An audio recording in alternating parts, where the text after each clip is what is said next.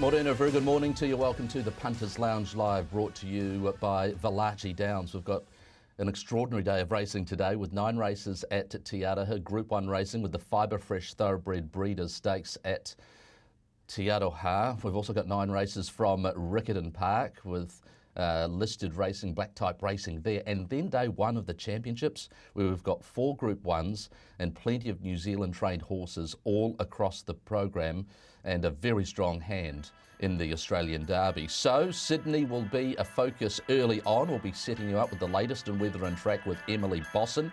Also, we'll be highlighting Concert Hall and some of the key chances in the Thoroughbred Breeders with Matthew Cameron joining us. And then we will talk about this horse, Emily Margaret.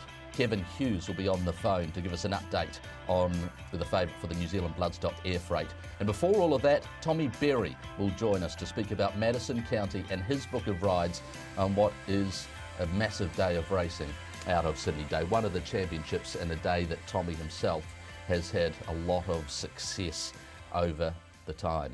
Okay, Stephen Hunt is the man with all the information about betting moves. Very good morning to you, Stephen. What's been happening the last 24, 48 hours?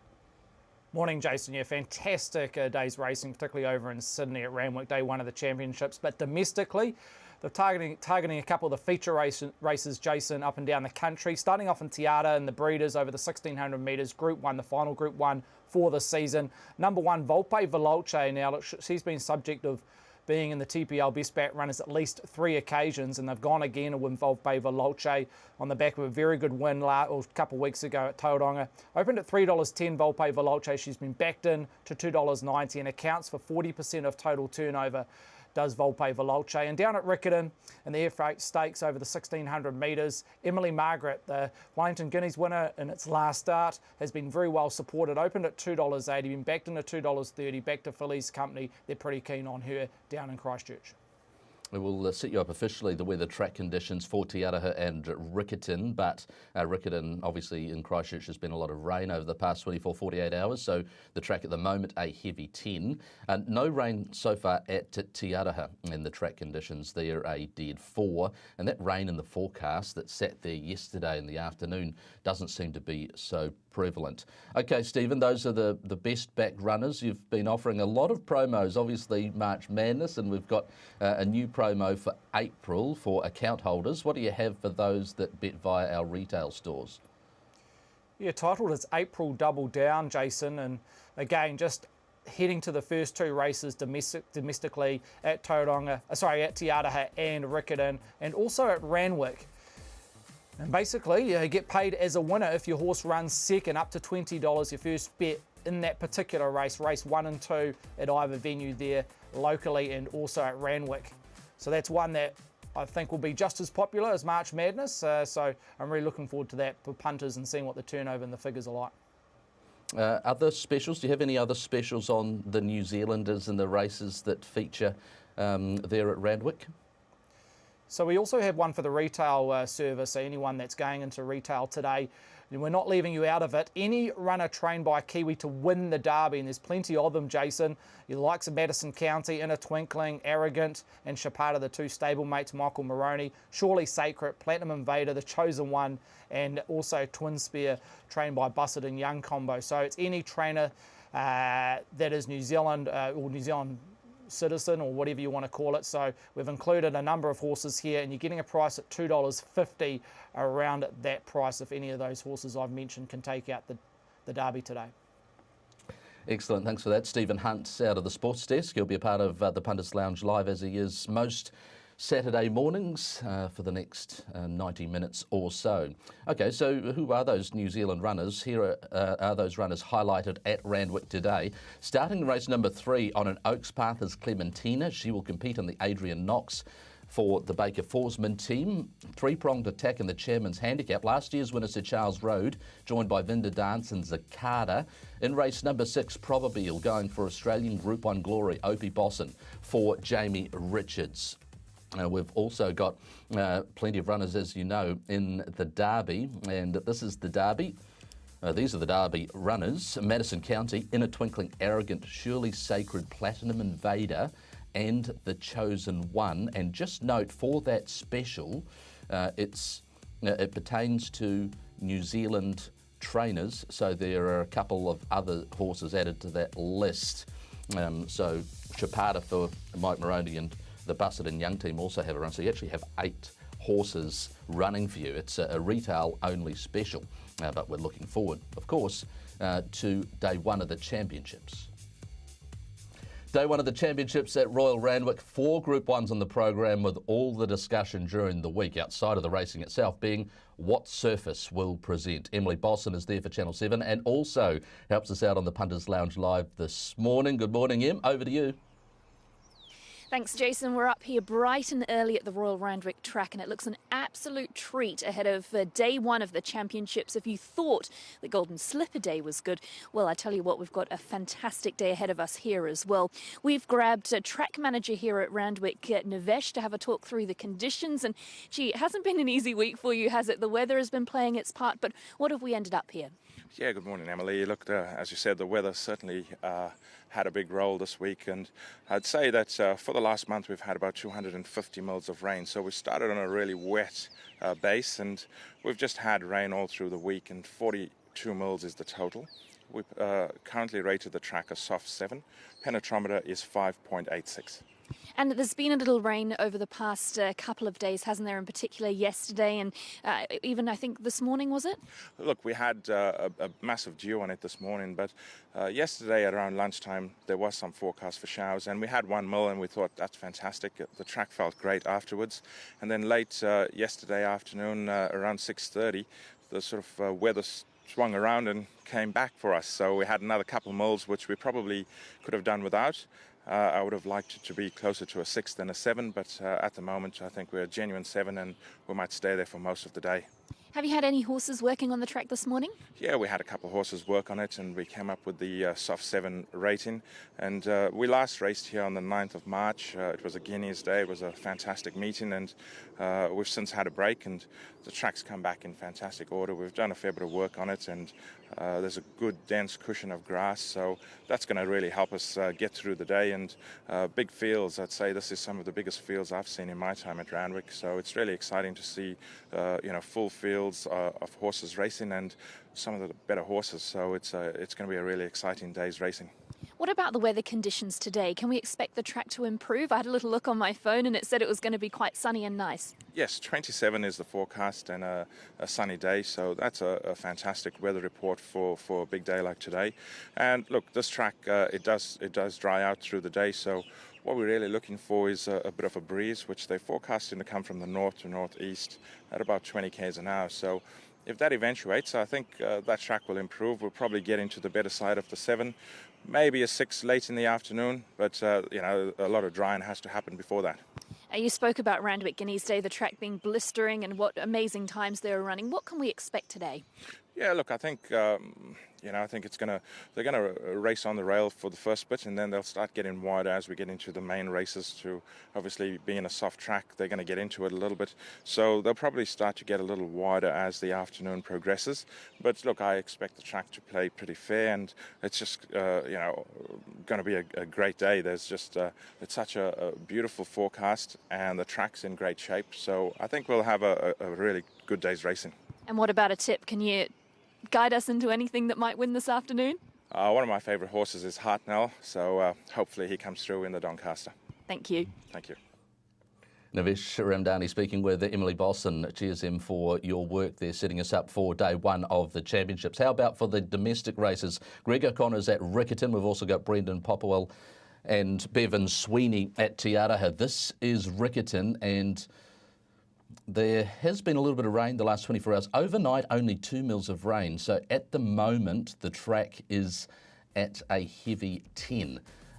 They are expecting potentially some showers today, and obviously with southerlies, it's not going to be very warm on track, so there is going to be very little drying. The running rail is out 3 metres for this New Zealand Bloodstock Air Freight's Stakes Day.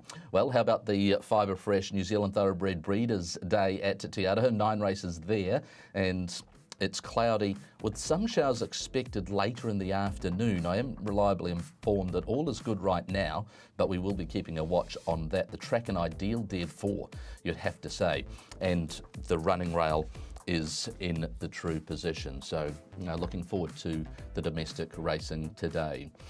Of course, the racing industry in New Zealand and across Australia and around the world mourning at the news that yesterday Trevor McKee sadly died. Trevor was an amazing man, a man who was brilliant with both horses and all the people that he interacted with. Today, day one of the championships is 4 Group 1s, and one of them is the Doncaster.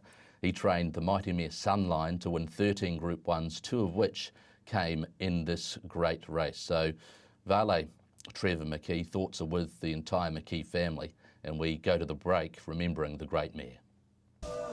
Sunline, Cassidy hasn't flinched on the champion New Zealand filly. He gave her a bit more leather, and with a breathtaking turn of foot at the 200, she raced away. Lease on the outside, running on. Then Al Mansour, Adam Juggler down the outside. Sunline in front, running on as Lease with Juggler, but she's everything we thought she was, Sunline. She's a champion filly. She goes home and wins the Doncaster. And the leader is the great Sunline. She's a length on Ha Ha Dash for Cash, huge demand. Childs extending his break on Sunline. Randwick has erupted. Here's Defire and Shogun Lodge. Sunline is still in front. Shogun Lodge trying to get her. Sunline is hanging on. Shogun Lodge lunged. Sunline or Shogun Lodge. This is very, very close. This is a terrific finish. Sunline and Shogun Lodge. And she's won it. She's got there, Sunline. She's topped the $10 million and she's won her second Doncaster handicap. 30 wins from 43 starts. Greg Charles for Trevor McKee.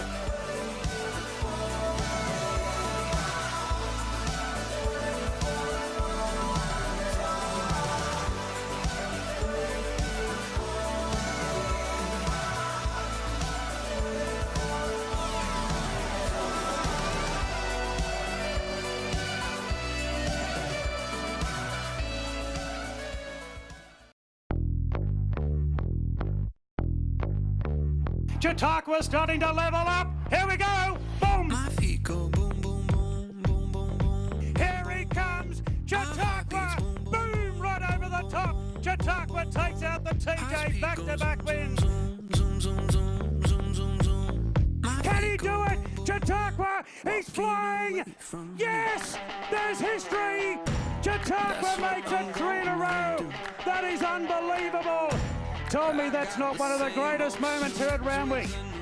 Talk about boom time. That is sensational. You'll never see a bigger moment outside Winks than that.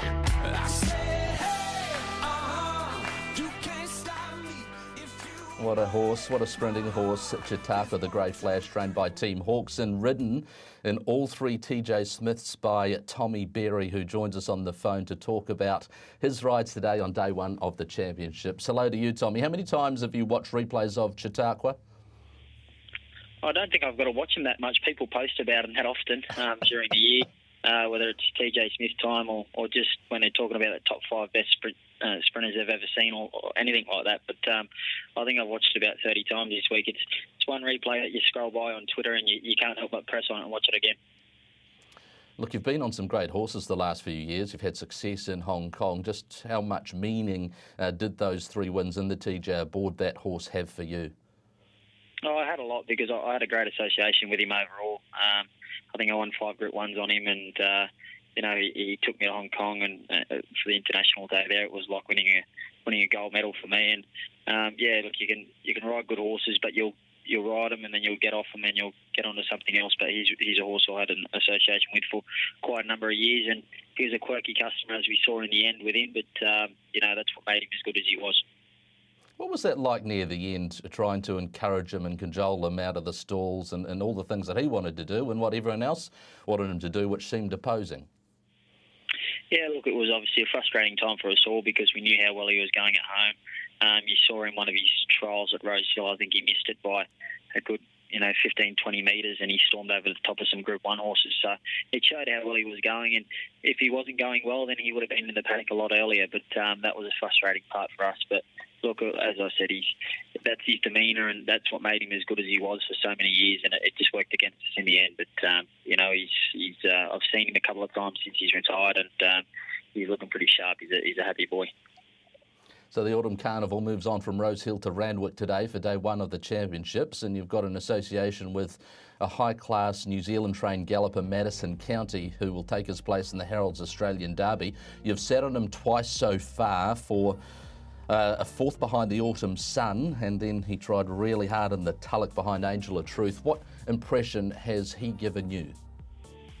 Yeah, he's given me the impression of a top-class mile at a sort of 2,000 metre horse, recent times. But look, to me, off his last one, he feels to me that he'll say 2,400, especially now to come up a soft 7. That makes our task a little bit easier. But I've really come to like this bloke, and I think it's because of his attitude. I've ridden him a lot in track work, and he's got that will to win attitude where he pins his ears back and he wants to get the job done. And I worked with Alicia on, I think it was Vinda Dance on Thursday morning, and when he breezed past it, he sort of put the shoulder into him on the way past. He's just got that nice attitude where he wants to get the job done. So look, these 2 runs over here have been very impressive. He was obviously great beyond the Autumn Sun after a lot of setbacks leading into it. And, he ran off some pretty good sectionals there, and I think going back to Randwick's going to suit him a lot better on that bigger track. And last start, I think it was, between a pilot error, a fair ride, and the track playing the way it was on the day, which got him beat. But he should have won there, and I think he's gone on from that after riding on Thursday morning. He's a very fit horse. He's very well. I don't think the team could have him in any better order. So you're pretty confident that he's as good as he's been since you've sat on him in Australia? Oh, far and away, yeah. He's as good as he's been for sure. He's always sort of had a bit of a blow here and there after strong gallops, but on Thursday morning he had a nice piece of work and just recovered so well. And I spoke to Alicia yesterday, and she said he's just bouncing out of his skin. So, look, like many people have said during the week, when you see Baker and Forceman next to a horse going into a derby, you can just never count him out. And he's one that I think if he stays the trip, he's going to be awfully hard to beat. How are you seeing the race tactically, horses to beat, and where you'd like to be in the running ideally? Yeah, I think it's a pretty open race. I think we'll probably end up about midfield, and I think Shapanda's probably the one to beat. He's been very strong at the end of his races. He's been a little bit unlucky as well. He ran well in the Derby in Melbourne, and he's on an awkward barrier as well. So he's going to have to probably get a bit further back out of his ground than he wanted to. But he's a horse that looks like staying the trip's not an issue for him. But look, there's always speed in derbies. It doesn't matter if there doesn't look like there is on paper. There's always 3 or 4 that are going to be caught out wide that are going to press forward and put a bit of pressure into the race. So we drew a little bit further out than I wanted to in 11, but there's plenty of other horses outside of me, and I'm sure I can get midfield even a touch worse.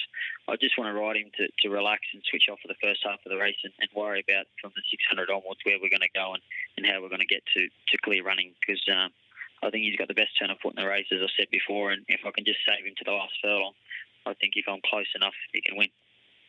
I have to bring up a niggly memory, Tommy, because a couple of weeks ago you were involved in one of the closer finishes in recent memory in Group 1 race, the Galaxy, and you're on the wrong side of it with Pirata just going down to Nature's Strip. That aside, that small margin aside, how happy were you with Pirata's run with a view to the TJ today?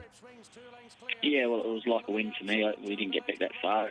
It hurt the only difference was the price. It wasn't anything, but he's going sick at this bloke. His first up run was great. We rode him cold. It was off a slow tempo, and it made it hard for us to come from behind on that occasion. And he was quite underdone on that occasion as well. So he stripped a lot fitter going into the Galaxy, and that showed. And look, I don't think Rosehill sits in that well because it's a turning track from the sort of half a mile. And I was under a lot of pressure from the 6 to the 400, getting through that ordinary ground, and I felt like I was going to run midfield, to be honest. And once I got him out to better ground in Australia, he really stormed home late. So he's got an unbeaten record at Randwick over the 1200. I think it suits him, the big, nice, long straight. And, he's obviously going to be able to get his toe into the ground, which will suit him quite well as well. So he's drawn well. Wouldn't like to be too far away from the speed, so hopefully we can be 3 pairs, 4 pairs at worst. And look, he's in the best form of his career. And if he can't win today, then he's just not good enough. You've got to get your thoughts on the draw and the fact that you're considering riding him a bit closer, given that he's drawn barrier 2. The Doncaster Mile is traditionally very competitive open Group 1 mile handicap, of course. And you've picked up the ride on Kluger, a Japanese trained horse. What can you tell us about the feel that Kluger's given you since he's been in Australia? He gave me a great feel this Tuesday morning that just passed. He put on a really good piece of work on the course proper there at Canterbury. I was a little bit worried leading into that because he'd looked really one pace to me in his work, watching it on videos and that. But when I jumped on him the other morning, as I said, he was very sharp. He's got nice form from overseas. His last couple of runs over there were on dirt tracks just because he doesn't like firm tracks, so you sort of discount those. But he's a Group 2 winner. He's finished 1.7 lengths away from some of their better horses in Group 1 races, and he's a right type of horse. And the Japanese have set him for this for the last 12 months. And usually when they set a horse, they can pull it off quite often. And he's owned by Carrot Farm, who are a great bunch of owners. They travel their horses quite often and have done so to Australia with success in the past. So I'm excited about his chances. He's another one who's drawn well. He maps perfectly. He'll probably settle around midfield. There's always pressure once again in a Doncaster, and he's a horse that I've come to like. So he's at good odds, and I reckon he probably should be a little bit shorter than he is in the market. Excellent book of rides across the program. We're taking a look at all those rides now. Race number 3 looks like on paper one of your better rides as well in Amangiri. $2.70 favourite here on tab.co.nz. She's won 2 out of her 3 starts at Hawkesbury. She just seemed to relish the heavy track conditions, so you'd expect the soft track should be okay for her? Yeah, definitely. She's got a beautiful big action, covers the ground really well, and she's got a high cruising speed, so she'll put herself on the speed. And she's obviously coming out of a lot weaker opposition than what she's going to meet today, but it's probably the style that she's done it in. She's won very well and very convincingly. So she's a filly that we've had a lot of time for quite a time now, and I think she can step up to these better races now and put her best foot forward. But she's obviously drawn very wide, which is always a bit of a concern. But as I said, she's got a high cruising speed. We'll just take our time and let her cruise across. Of course, you've got the assignment today. All going well, what sort of Oaks chance do you think she could be? No, she'd have to almost win today, I believe, and pull up extremely well to head towards an Oaks. The Hawks team are very patient with their horses. They don't like to put them under too much pressure, especially this is only her first racing prep. So she's a horse that you could obviously tip out and give her a short turnaround and bring her back for the Queensland Oaks. That's obviously an option for her as well. So I think she'd have to be pretty impressive and win well and pull up very good for her to head in that direction. Busy day today, 8 horses that you're going to be leagued aboard. In the very last race, you've got Mizzy. Is that one of your better chances as well, or were you looking at, say, a Madison County or Amangiri? Oh, I think like a Madison County or even Pirata. Yep. I think they're my best 2 rides. Amangiri's just because she's got that unknown form, it's a bit weaker. She's got to really step up. Mizzy has to come back from the mile off the quick back up back to the 1200 after a tough run on a heavy track. So I just feel horses like Madison County and Pirata, they're prime for today. They've been set for these races, and I think they'll be extremely hard to beat. Excellent. Tommy Berry, all the best today on a Group 1 race day at Randwick. Tommy joining us this morning, preparing for the race day there. Stephen Hunt, the TAB have come to the Tommy Berry party as well. I understand you've got a special for him today? Absolutely, Jason. Yeah, look, Tommy Berry, very popular in a lot of his rides right throughout the racing season, but I think punters are going to come pretty hard for this special, Jason. We had a similar one around James McDonald a few weeks back.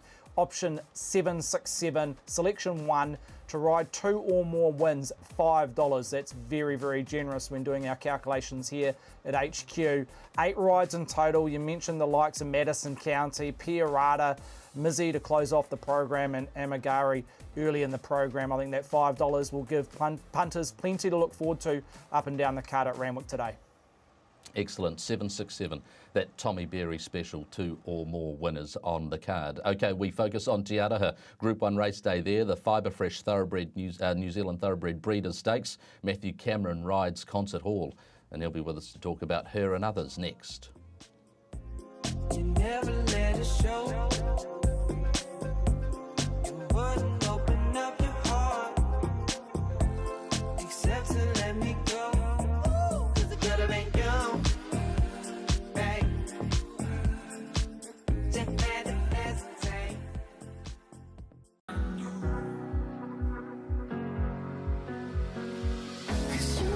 Wide out Concert Hall, a length in front of Jessie G, I-Grade, Tinkalicious running on the last little bit. Oh, but boy, what a class act. Roger says Te Aroha now, New Zealand Thoroughbred Breeder Stakes. What do you think? How will she measure up?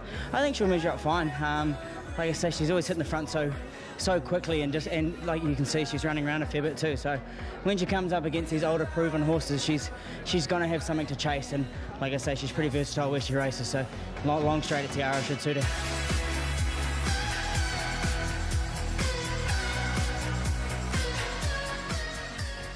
She's a very exciting daughter of Savabeel, and Matthew Cameron, who rides her, has sat on her 3 times on race day and hasn't been beaten on her yet. It's a Group 1 assignment today in the Fibre Fresh New Zealand Thoroughbred Breeders, up against Volpe, Veloce and others that have performed at stakes level. Matthew Cameron, good morning to you. You're excited, are you, to ride Concert Hall in this Group 1?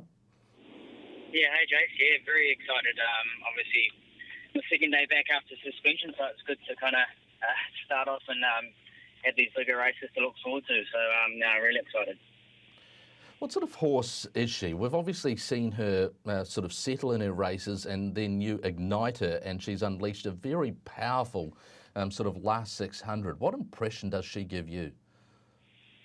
Yeah, she gives me a big impression. You know, to ride, she doesn't feel big. You know, there's nothing special about her, you know, to sit on until you actually, you know, push that button about the 400 or 500 metres when she cruises into the race. And you give her one behind the saddle, and she really, she does run around slightly, but, you know, she doesn't need a hell of a lot of stick. So you're a bit mindful about that, and just, you know, hands and heels, and she really lets down. So it's going to be exciting against those proven horses too. So it'll be good to see what she's got. Closing stages at Trentham, just like her previous couple of wins, or her 2 wins before that at Matamata, she was extraordinary, putting away Rhinestone Cowboy. That was following up that Tauranga performance, beating Lady Paint. And look, she's drawn 11. Does that really matter given her racing pattern, that draw?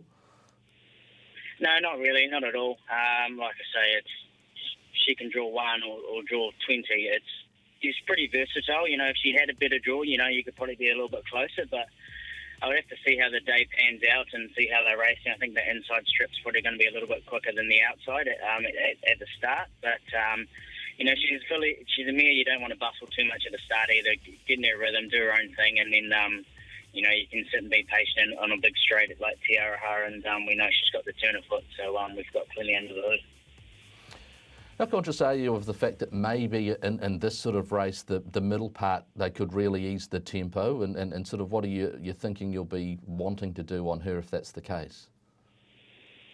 Well, like we don't know if they're going to do it or not, but if they were to ease up the pace, you know, before the 800 or the 1,000 metres, I think I've just got to get in that position where I have the option to maybe hopefully get in that 3-way train if something moves. I don't want to have to do it myself across the top, but I don't want to be too far off. You know, obviously I'll be watching Volpe Veloce on the inside and where she's creeping to, and what she's doing, and as long as I'm close enough to the pack and only a couple lengths off them at the top of the straight without going too soon, then we know she's got that turn of foot. But just have to see how it pans. But she can creep into the race by herself without overdoing it, and you just save it up for that last 300-metre sprint.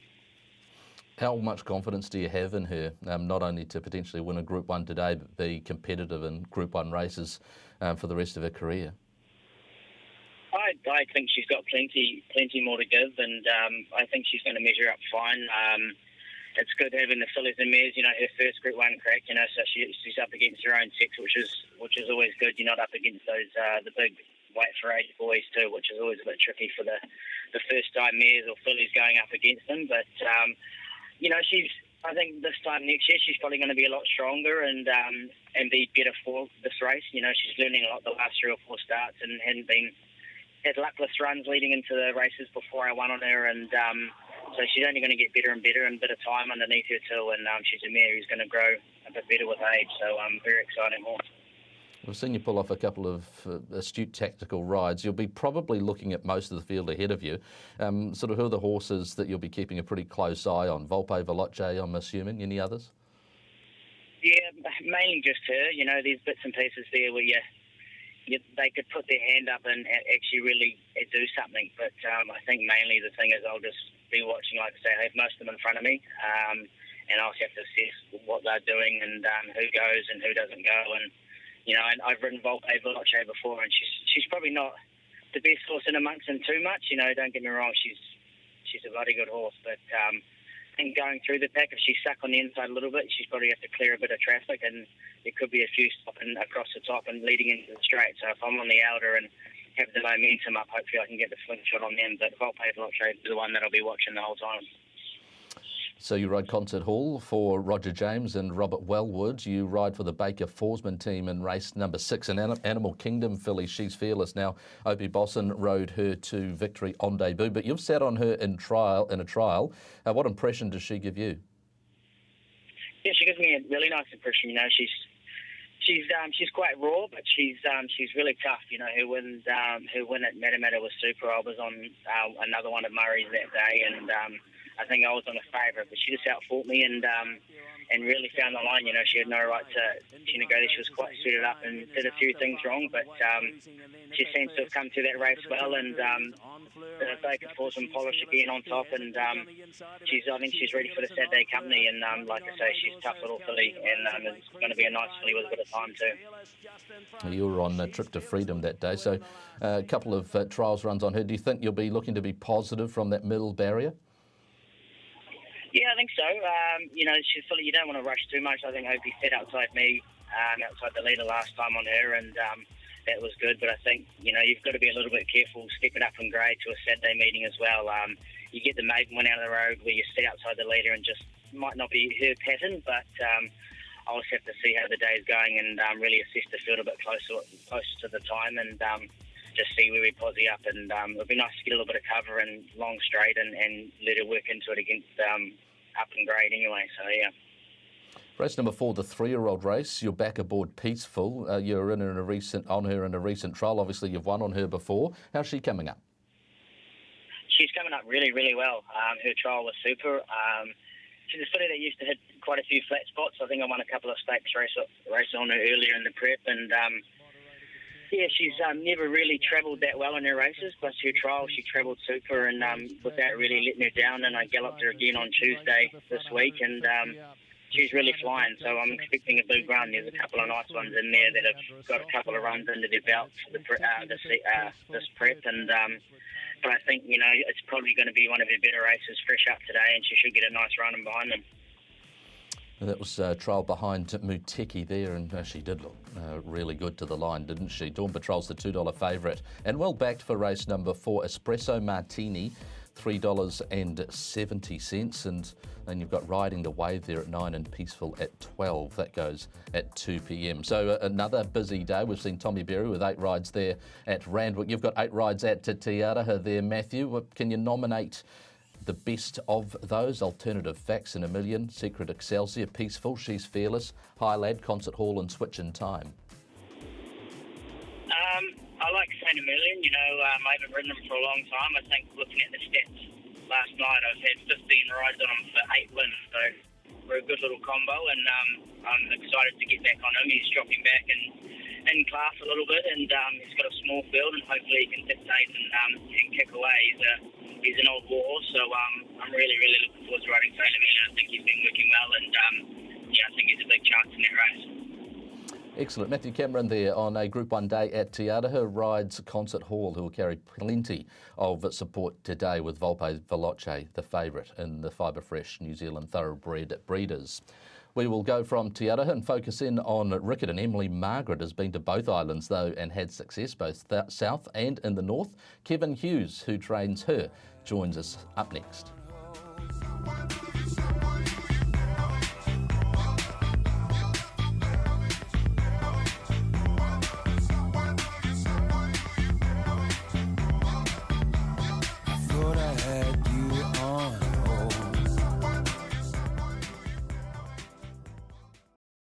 Hate the fear when I'm in Vigor Winner, Dawn Patrol. Emily Margaret out wide, the Southern Girls flying home.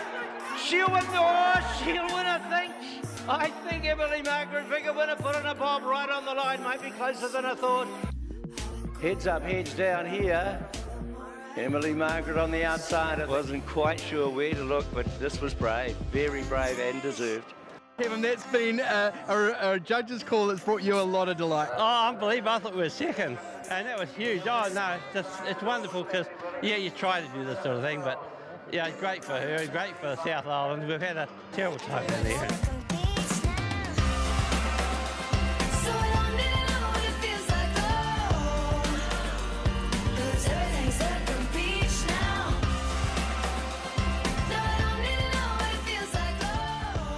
She's a very likeable daughter of Pins, grey in colour, which gets her another tick for many. Emily Margaret, the pride of Kevin and Pam Hughes' stable out of Riccarton. And Kevin joins us now to discuss Emily Margaret. How stoked are you with her recent preparation, Kevin?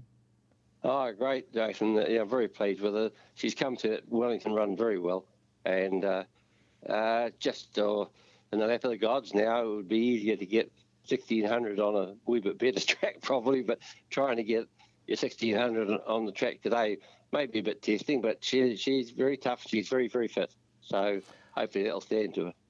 I suppose that's a key question, isn't it? Because she's had 3 starts over the 1600 metres and she has a heavy 10 track to contend with today, but she seems to be in the best form of her career so far. How do you weigh all those things up and sort of what confidence do you have that she'll get through the ground over 1600 and win today?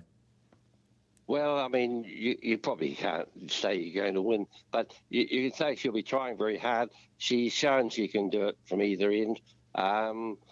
It's a handy field. The top 4 horses are all got good credentials, and but she's, I say she won a Group 2 at Wellington, and she beat some jolly nice horses there. So, and the fitness will stand to her. She's trained on well, and you couldn't be happier with her. If weather been a bit kinder, but it's even still raining now, so track could get loose. It's not going to be a heavy winter heavy. It'll be a heavy 10. It'll be a summer 10, so that could help. You haven't been averse to a traveller, obviously, to Wingatui. You've been to Trentham a couple of times. Have you seen her sort of cope with that positively and really develop and come on as a result? Yes, changed every time she went away. Especially that first trip to Palmerston North. Then she went back to Wellington and got hammered a bit. But when she went back the second time to Wellington, she was a professional. She just went up there and ate everything, wandered around like she owned the place.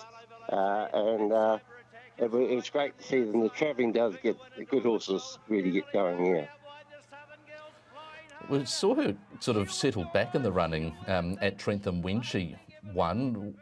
I assume that wasn't intentional, but how does that sort of shape what tactically might happen with her today and the instructions that you might give to Jacob Lowry? I think you've got to leave it to them on the day to see it. But we know that no matter how she jumps, she can travel. And well on the prep, she'll settle over a mile now because she's not going to go racing off as we saw her at Trentham. She got shut out of that race early. She picked herself up and she just about ran a mile running so wide the whole way. So those sort of things, it's just going to be the toughness and the ones that can hack it out over that distance. And she showed when she was a young horse, she ran over some heavy tracks, and so she can get through it. But whether she can get through it over 1,600 metres, yeah, I think she can. But whatever she does, I'd be proud of her anyway. In the first race, Brother Will resumes today. What are you expecting from him in the maiden? I thought he shouldn't be a maiden, but I was going to go to the trials next week, but he's been working so well, and he does handle the wet a bit.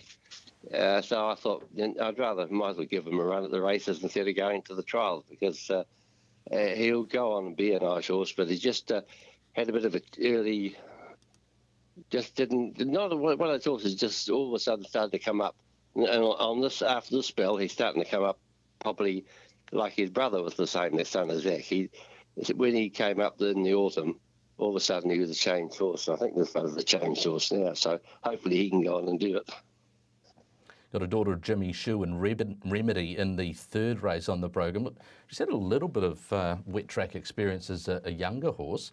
How do you think she'll cope with it, given how well our dad got through the wet tracks? Well, she's a horse that I've been waiting for her to put her foot in the till for a long time. I always had a bit of faith in her, but she's a magnificent animal. She's strong as a bull, so she's just disappointed a bit after she ran third their last start. I just gave her 10 days off to freshen her, and she seems to be really working, really as best as she has for a long time. So, I think she'll be very, very competitive today. Yeah, so I think she'll put in a big one, and 4Ks off her back, and so he knows it well. So it'll be a big help to her. That sounds like a nice cheeky lead. Race number 3, Remedy, on tab.co.nz right now is paying $19 to win and $5 the place. One of 3 runners trained by Kevin and Pam Hughes. All the best with Emily Margaret today, Kevin, and obviously any plans following this with her, or is it just take this race and then measure it from there? No, we just turn her out after this and get her ready for that Group 1 at Hawke's Bay in the spring. I think that would be ideal. She's a proven 1,400-metre horse. It would be an ideal chance for her to get a Group 1, I think. So that's the main plan at the moment. So hopefully all goes well today, and if she comes through this well, she'll have a nice, well-earned break, and we can look forward to the spring. Exciting times with Emily Margaret, with Group 1 potentially on the horizon in the spring there. Kevin Hughes, who was with us on the Punters Lounge this morning, we thank him. So, Riccarton and Te Araha, the domestic meetings. We switch focus once more back to Randwick, and we're going to preview the Group 1 program with our form analyst there, Brad Gray, next.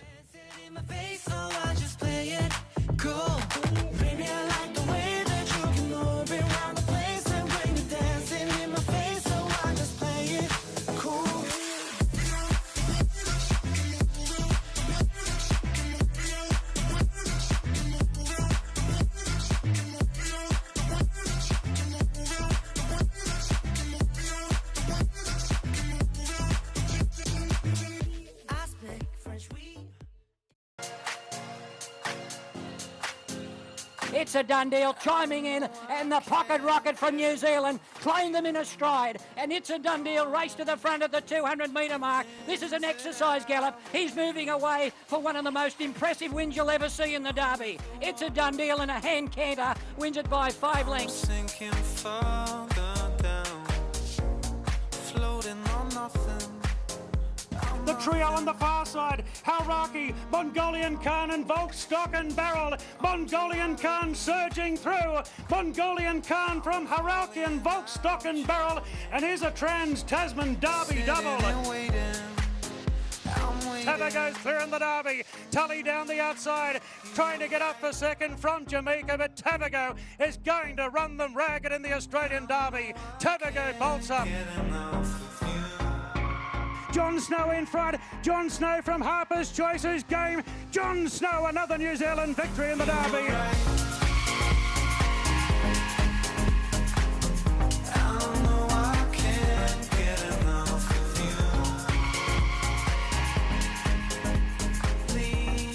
Yes, will Darren Flindell be describing yet another New Zealand trained win in the Australian Derby? It's one of 4 Group 1s, the Derby, on day 1 of the championships out of Randwick. We've had the track update with Navesh Ramdani, who has said the track has come up soft. Brad Gray to talk through the form right now. And Brad, as you look out the window, what's the weather like? Is the sun out? Yeah, it is, Jason. Good morning to you, and good morning to all your listeners on a massive day. Excited for what lies ahead. But weather-wise, there was a bit of a fog around probably a couple of minutes ago, but that's lifted now. The sun's shining, so the stage is certainly set. And obviously a soft 7. Hopefully we get to a 6 a little bit later in the day, but all runners should certainly get their chance on that deck. 5:15 New Zealand time is the English Sires, and it features Probabeel. Here is the market for it. Loving Gabby is 4.2 on NZTAB or tab.co.nz. Microphones at 5. You've got Bellevue Hill and Kiamichi at 7. Probabeel has drifted out to $9.50 and sits on that same line as Castelvecchio here. What did you make of the race for the 2-year-olds over the 1400, Brad? Yeah, it's a deep edition this year, Jason. Plenty of quality there. Obviously, there's that slipper form, but I'm with Bellevue Hill. Despite there being a little bit of speed in the race, I'm just hoping that it's the horse that really pushes the button. As we know, these Gay Waterhouse, Adrian Bott-trained horses generally lead at all costs. Whether that just scares Kiamichi a touch and she's the one who backs off and maybe takes the sit, being a touch vulnerable or a little bit suspect at least at the 1400 metres, I think that'll have a big bearing on his chances. But I loved his strength at the end of the value last week. He ticked that 1400 metre box, he ticked the heavy track box, and we know he's going to be rock hard. Gay Waterhouse is an outstanding record in this race. When I first did this form, I had him on top. Castelvecchio at that time was around $7. He's got out to about $9 now, and I think that's a really big price. He's the runner that's forgotten. We know his general pattern. He's going to give them a big start, but all along 1400 metres, even a mile looked more of his go. So for some reason, he's been completely shunned by the market. So he represents a little bit of value too at the moment. But I do have Bellevue Hill on top. The Kiwi Probabeel certainly gets a chance. I guess the problem for her is drawing 12. I know she's generally a back marker as well. But what that means is she's probably a pair or two further back than she would have liked to have been. She's going to give a big start to those up the front. And then she's going to have a horse like Castelvecchio alongside it. So whether it can out-sprint a horse like that, I guess we'll find out, because 1400 metres certainly suits, but I think that's why you're probably getting the price you are. It's extraordinary, Castelvecchio's price, particularly, as you said, the step up to 1400 metres and being by Dundee. We've seen how well he's got through rain-affected track so far in his career. Yeah, well, the interesting thing about him is it just shows how fickle the nature of futures markets can be, but as soon as the markets came out for the sires, he was posted the favourite. He hasn't been seen since. Yet he's gone from $5-6 in that opening market to now being $9. You might even get $10 closer to jump. And he hasn't had a run since. So he has trialled, didn't have the blinkers on, so he can't be too critical. But he still hit the line like he normally does. So certainly the forgotten runner for whatever reason. Okay, a race that we really love as New Zealanders, the Herald's Australian Derby. Are you going with an Australian trained runner or a New Zealand trained runner? Be honest. I'm with the New Zealand trained runner, to be honest, Jason. Listening to that highlight package there, it gave me a little bit more confidence. It's amazing the dominance that you guys have had over this race. But I'm with In a Twinkling. I know he probably wants a firmer track, but I thought there was more merit than meets the eye in that run in the Tulloch Stakes. And he's another one that's been completely shunned on the back of one run. You would have been very surprised coming out of that New Zealand Derby if I told you subsequently that In a Twinkling would be the outsider of all these Kiwi runners, despite beating all of them home that particular day, with the exception of Madison County, of course. Didn't go that way, but he's run the Tulloch. He didn't really handle the heavy 10 conditions. We're not going to get a track as wet here. James McDonald rode that day and came back afterwards and said he's a big action horse, he's a momentum kind of horse, and he just didn't really get through the heavy 10. But you watch the end of the race, and I think we're going to show the Tulloch replay now. His last 50 metres, he's coming again on the line, and as we've seen of him, after 2,500 metres in a derby, he just stays all day, and I think this is going to turn into a similar race, survival of the fittest at the end, and if they can get a bit of momentum coming into the turn there, he's certainly not going to be slowing down across the line. So I'm happy to gamble at the big odds. Of course, Arrogant, very hard to beat. You put the writing on the wall there in the Rosehill Guineas, that's Group 1 form. The Autumn Sun form ticks that box, and as we know, he gets through the wet final. I just think he's short enough, given how the New Zealand Derby panned out when you've got In a Twinkling knowing that he's going to really relish the 2,400 metres. He just doesn't have that turn of foot that some of the others have in a twinkling, but certainly he can sustain a run. And the 2,400 metres, as you mentioned, should really suit. Looking forward to that. It's a great betting race. And don't forget the special that the TAB are running if you are going into a retail outlet for a New Zealand trained winner. And we've extended that just a fraction, both Michael Moroney runners and also the Busserton Young runner. So there are 8 horses that will be running for you at a boosted price. Okay, the TJ Smith, what a hell of a sprint race this is. Not big in numbers, but the quality, well-wee. Yeah, it's an amazing race, isn't it? It's just chances galore, and it's almost like a little mini Everest in preview, but there's so much depth to this field. The soft track makes it interesting because it doesn't really play into those that like the heavy, your Red Zells and your PRRs, but it certainly doesn't suit those who prefer a genuine drying deck. So it'll be really interesting to see who that benefits. But I'm with Trapeze Artist. He is the race favourite, and I think rightly so. At the end of the day, the way I look at this race is if Trapeze Artist produces his absolute best, then none of his rivals can match him. So I'm willing to gamble that he does produce his best because everything points to him producing that. Last start was the Canterbury Stakes. That's the replay here. He just dominated from the front. He's a horse that thrives in high-pressure races, and Blake Shin was really clever in his tactics this day because he thought, well, there's no horse here that's going to make it a high-pressure race, so I'll go out the front and make it a high-pressure race myself. He relished that, ran away at the end. Shoals hit the line quite nicely, just peaked her last 200 metres there. She was trip fitter, and she looks the danger to me. I think this is a really deep race. You see Brutal back in the field there. He came out and ran a really good race behind Winks, and he's the favourite for Doncaster at the moment. Trapeze Artist's form third up is amazing. He's a grand final horse. He ran second in the Everest third up. He's won the Golden Rose third up, and of course he won the TJ Smith there third up as well. So this has been his grand final all along. I think if he produced his best, he's clearly the horse to beat. But as I say, I got a big watch on Shoals because I think she's a little bit underrated despite being there. A little bit of support for her in the last couple of days. Speaking of grand final horses, Redzel is one of those read during the week that Team Snowden suggests not to sort of jump off him too quickly. How do you assess him? Are you sort of against him as well? The market seems to have basically dropped him cold. Yeah, it has, hasn't it? If it wasn't the Snowden camp, and I know how good they are at getting these horses to bounce back, I would have just penned him completely because I don't think he's going as well as we've seen in the past. He's a horse that generally runs to a very consistent level and has done throughout his entire career, but I thought he was a little bit disappointing there in the challenge. I know he only just went down, but he had his chance, and the same can be said for the Galaxy. He wasn't particularly well in 59.5 kilos, of course, of that being a handicap race. Back to weight for age certainly suits. I'd loathe to completely pen him, but I'd certainly be betting around him. The Star Doncaster Mile, well, it's always a big field, competitive because it's a handicap. Hartnell's at 9 with Elise at 9. You've got Dixie Blossoms there at 15. Unforgotten is there at $13. Kieran McAvoy, and there's plenty of action with the lighter weighted runners. 50 Stars. Sosie Bonwell, can he place? Plenty suggesting that that's a place play. Sosie Bon at $8.50. Fundamental is there at 10, and you've got Brutal at $5.50. What leads can you give us for the Star Doncaster Mile, Brad? Yeah, I am with Brutal right down the bottom. I tried very hard to look around him, given he's hard in the market, but I just couldn't. 49 kilos looks a pretty luxurious weight. As we know, 3-year-olds have got a fantastic record in this particular race. So does Bossy. He's won the race 6 times in the past. He answered the SOS from Team Hawks, and 4 of those wins from his 6th in the Doncaster have been on 3-year-olds. There's no better form in the country or in the world than running second to Winks as a lead-in. This is a big new peak for the horse. That says to me that he just completely relished the step out to the 1,500 metres. 1,600 metres should be no issue from him. The wide draw probably puts a few people off, but I don't think they're going to go lickety-split here, so he can spear out and hopefully find himself a little bit of cover 3 wide somewhere near the pace. 49 kilos certainly gives him a massive hope in this. He's the one that snuck under the guard of the handicapper there, got in really light. There was a bit of conjecture as to whether he was going to make the field, but he certainly has made it, and he'll make his presence felt right up the top, the opposite end of the spectrum. I like number 20 and number 1.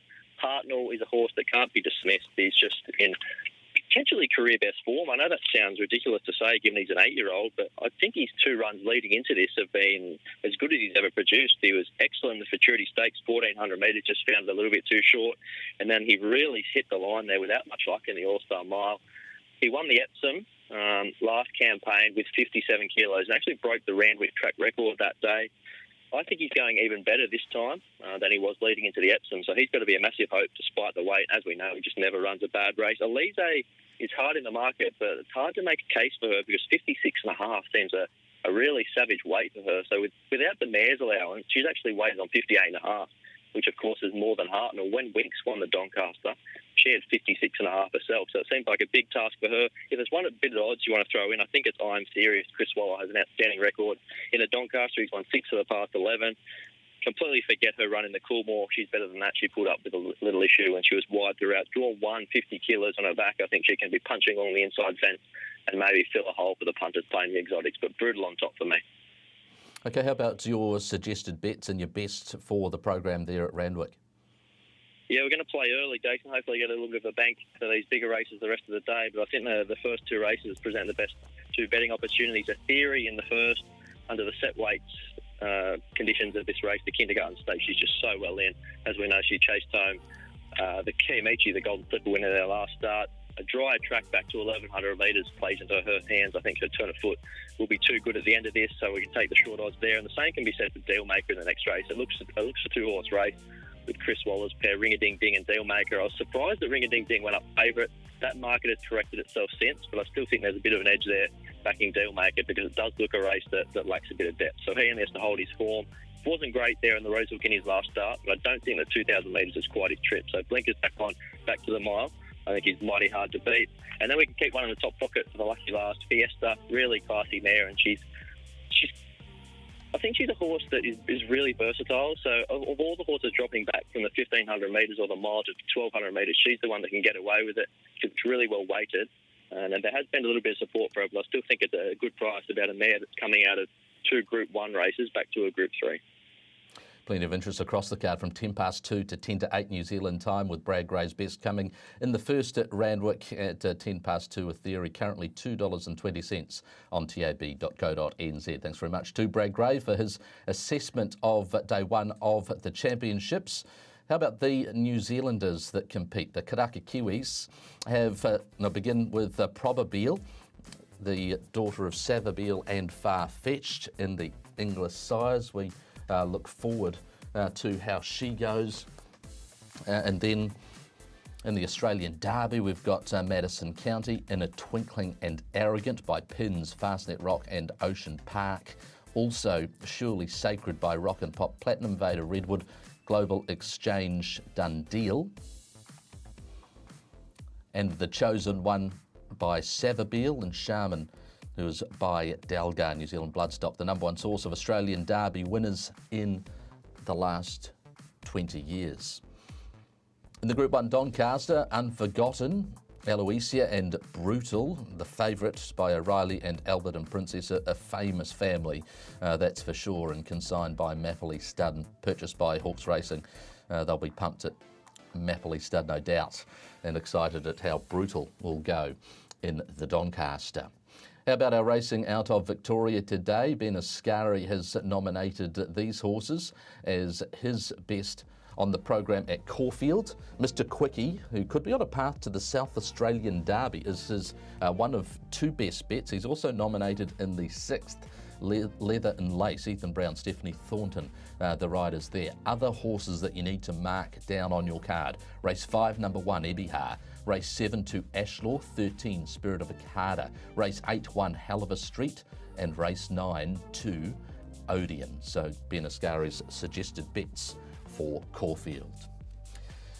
We'll go to Riccarton next up when the Punters Lounge Live continues. Greg O'Connor is standing by and he's going to present his best and $100 strategy for the day there.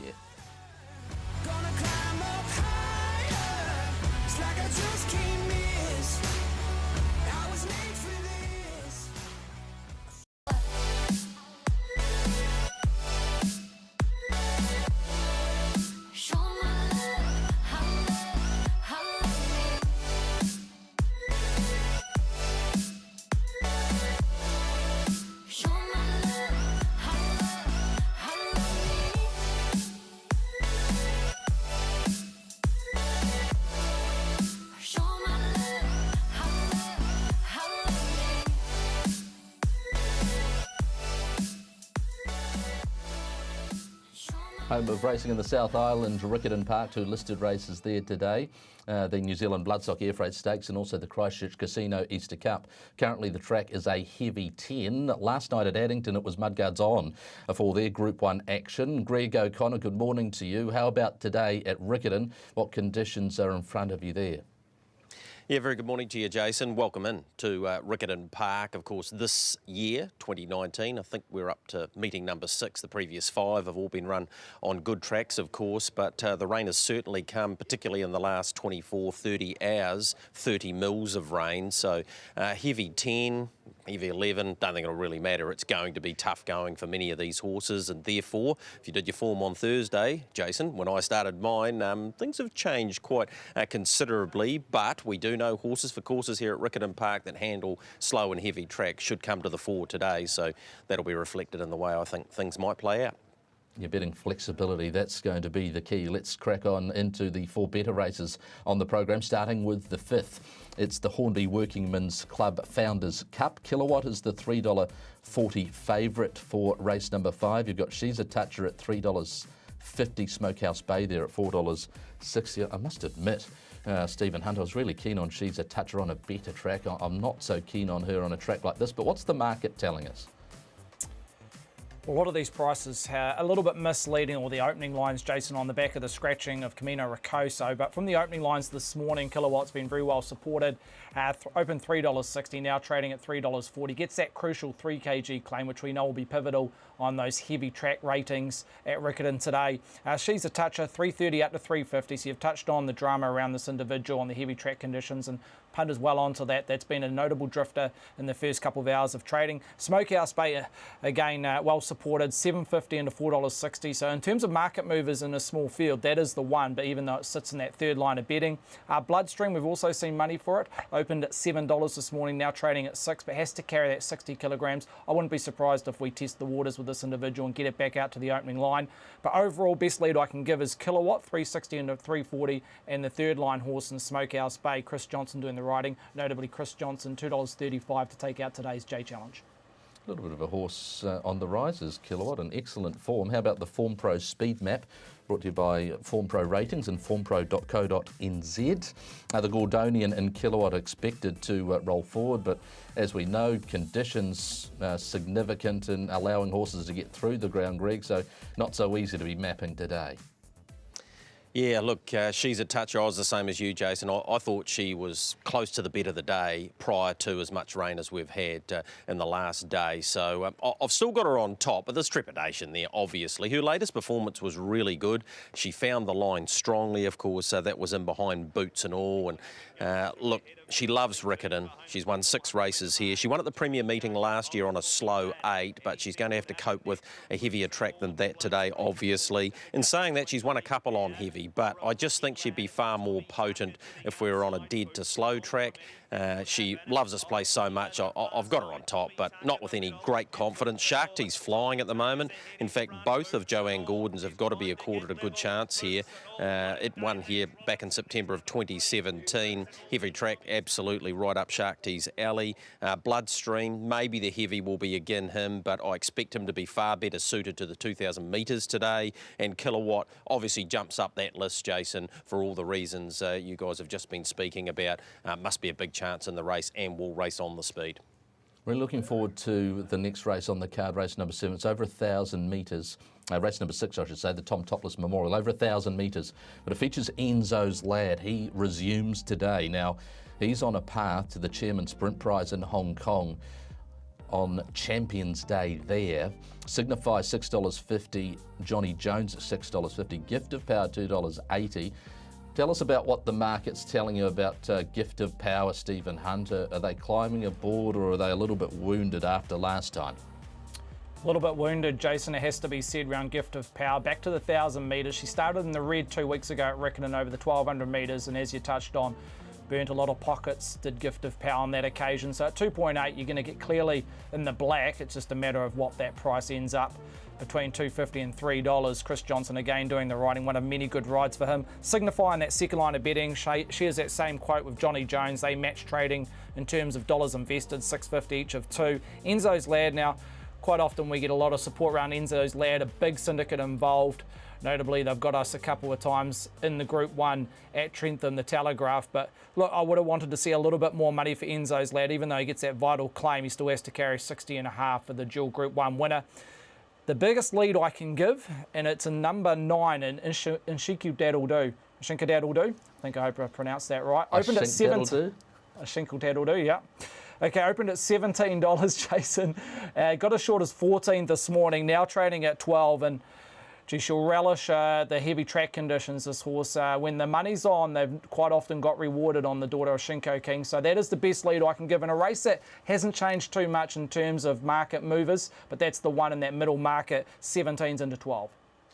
This is the speed map for the 1,000-metre race, and you'd expect Sabre, Pipiana, Gift of Power, Zarista all to be pushing forward. Now, I know Morse code's in green, but to me, she's better when she's allowed the first couple of 100 metres tuck in behind them and then follow them before being released. If you can get her to settle early, she can really give a sprint late, and she can cope with rain-affected track conditions. Enzo's Lad, you'd think, would go back with Darcy's Mac from that wide draw, but your Gift of Power, the leader. How did you see this race here, Greg? I think that'll do. Is that a horse that you've got figuring, or you're around Gift of Power or others?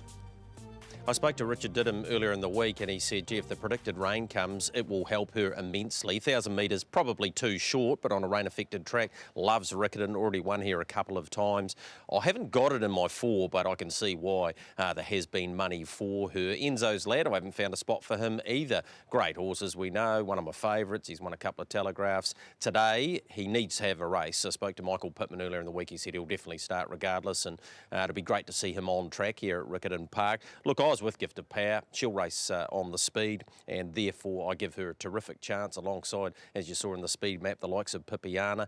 I think she'll still be too good. Johnny Jones won't be helped by the track. He has a very good slow track record, but the heavy's just been placed in one of 3 here. He was finishing second behind the Flying Disturbance.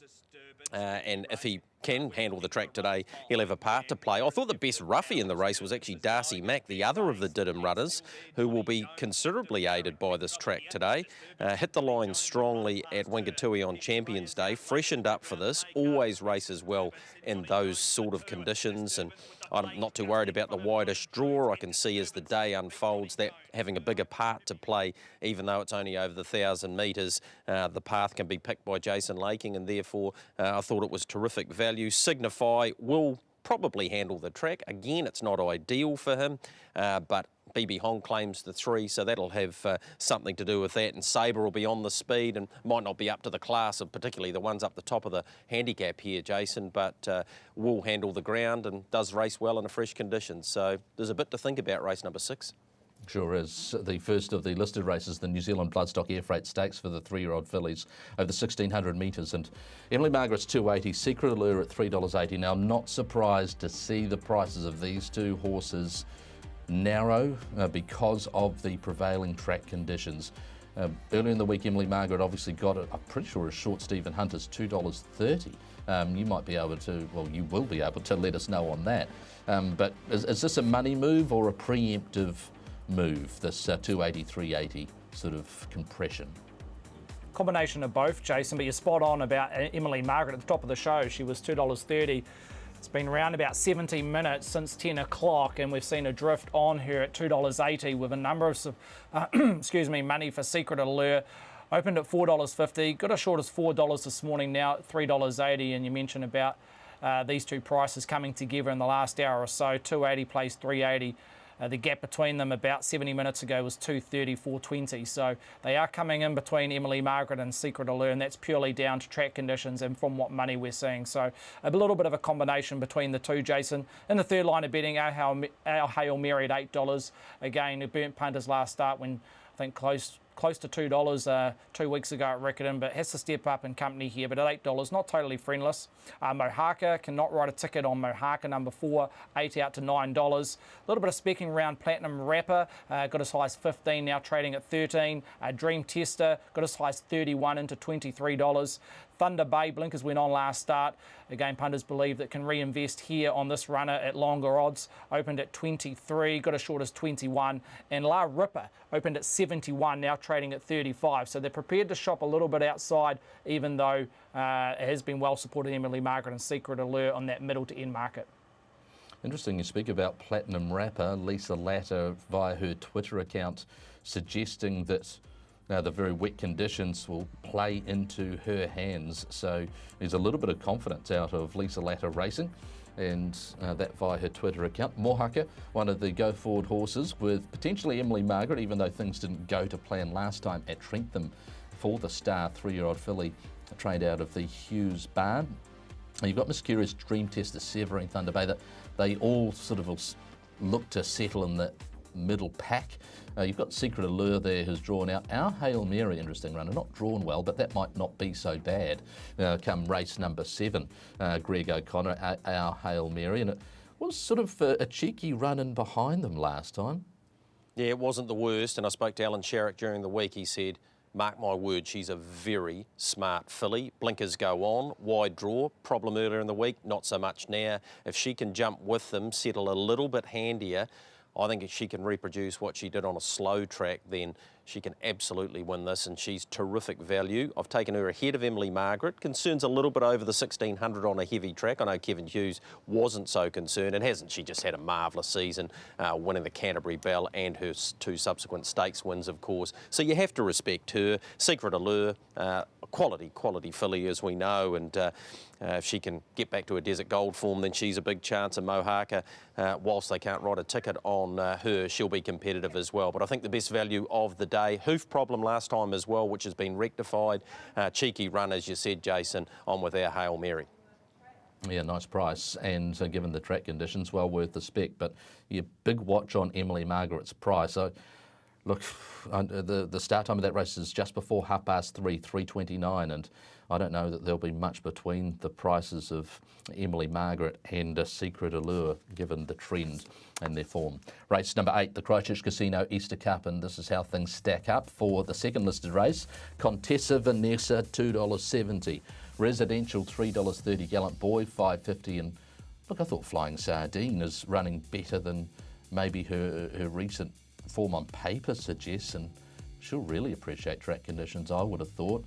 Stephen Hunt, same question, gift of power as for Contessa Vanessa. Hurting or punters going again? Going again, Jason, on number 5, Contessa Vanessa. That is her opening line, 270 from this morning.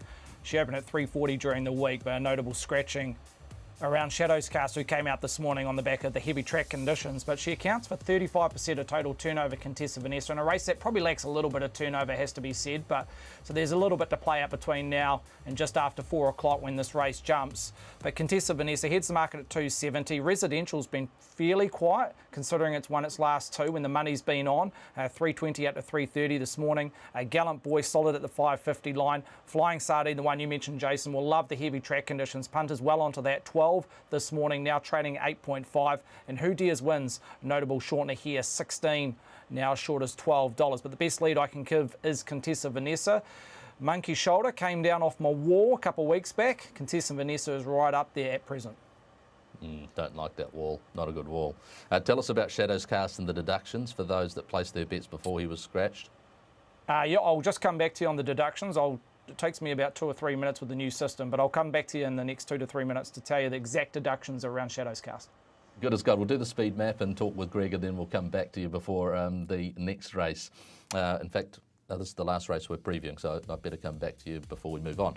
Forged, Accidental, Offside, and Contessa Vanessa, the pace influences. Residential, Greg O'Connor, over to you. Yeah, I've got to change my selections here, Jason, because originally I had Contessa Vanessa on top. I've actually switched that round to Gallant Boy, and I've made Gallant Boy the best bet of the day today. Last start winner at Wingatui over boots and all on the white robe, freshened up for this. Will love the track, of course. He's 2 from 2 on heavy. I expect him to be the one to beat here. He's won a couple of these, Terry Mosley. Lisa Allpress has a great record in the race. She's won 2 of the last 4 and 4 that I can see in the history of the race. So she'll give Residential every chance. But I reckon Gallant Boy's a cracking bet today. Like I say, he comes here in the right sort of form. He is fresh, but that won't worry him, and I think he'll give you a great sight, and therefore I've had to change him and put him on top, so I'm with him. I hear what you're saying about Flying Sardine. I thought she'd be a great chance here last time. The race didn't pan out for her. The conditions today will, so I could see a bit of a form reversal there. Very good race this year's Christchurch Casino Easter Cup. It very much is a case of being flexible today, isn't it, given the conditions and just changing things around and assessing the heavy track as it plays out and develops throughout the day. OK, Greg, another $100 for you to spend. What are your best and what's your strategy? Yeah, I need to turn things around here strategy-wise. Otherwise, I'm going to be under immense pressure. I went the best bet of the day, as I just said. I've changed it. It's gone to Gallant Boy now. Our Hail Mary's the best value. I've taken the 3 horses I think can win today, Irish Express, Our Hail Mary and Gallant Boy, and a place multi that comes back about $430 odd. Done the same with a win multi for $10, which comes back about $2,000. I'll retire if that's the case, Jason. And if the first one misses, we'll play into Our Hail Mary and Gallant Boy, and if one of those wins, we'll make some money anyway. So that's the plan for today. Sounds like a good plan, Greg. We'll be back with you just before midday when your first race is set to start, race number 9. OK, Stephen Hunt, we've given you a couple of minutes, so we need to know the deductions around those 2 horses, Shadowcast and Tom Jones, out of the Founders Cup, Easter Cup. Yeah, Easter Cup, Jason, 19% win deduction on those 2 coming out, and also a 16% deduction in the top 3. Okay, good on you. We'll focus on Te Araha next up. Yes, Group 1 day there, and we'll go through all 9 races with Brendan Popwell and also Bevan Sweeney after this.